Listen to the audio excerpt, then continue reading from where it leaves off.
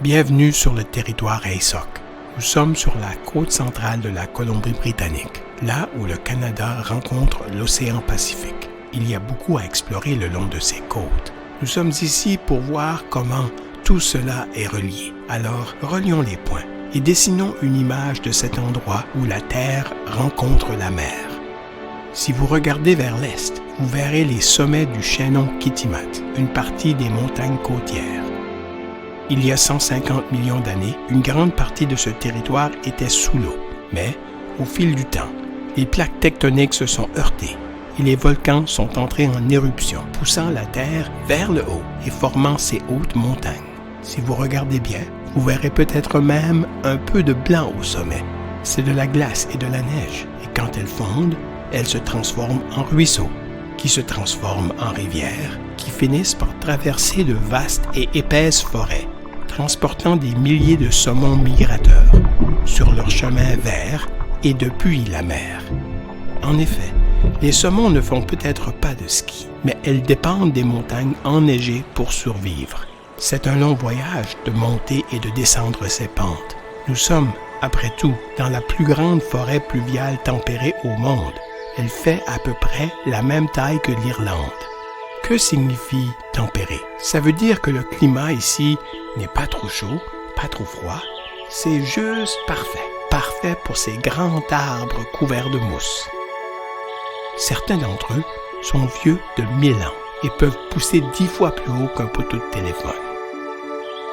Leurs racines massives aident à maintenir les bords de la rivière en place et elles créent un canopé qui couvre presque tout le sol, ce qui constitue de l'ombre pour les rivières qui, à son tour, maintient cette eau fraîche et agréable.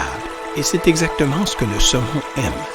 Les saumons nagent ensemble dans une rivière peu profonde. Finalement, ces rivières fraîches atteignent la côte. Regardez autour de vous.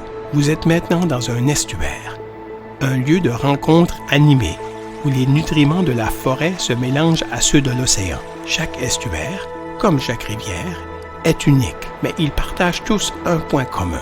C'est là que l'eau douce rencontre l'eau salée, ce qui signifie que les saumons en migration doivent modifier leur corps pour répondre aux exigences du voyage vers et depuis l'océan.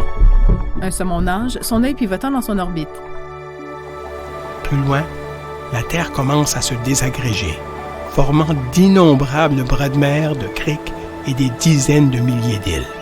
Dans et autour de ces îles se trouve une autre forêt, une forêt sous la surface.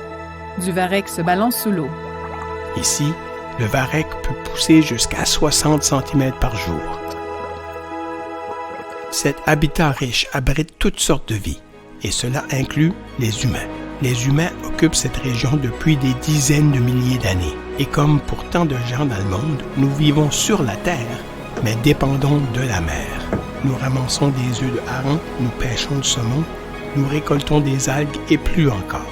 Et nous sommes toujours conscients de notre rôle, conscients que nous sommes interconnectés, que nous faisons partie de tout cela, au-dessus, en dessous et le long de ce grand lieu de rencontre entre la terre et la mer.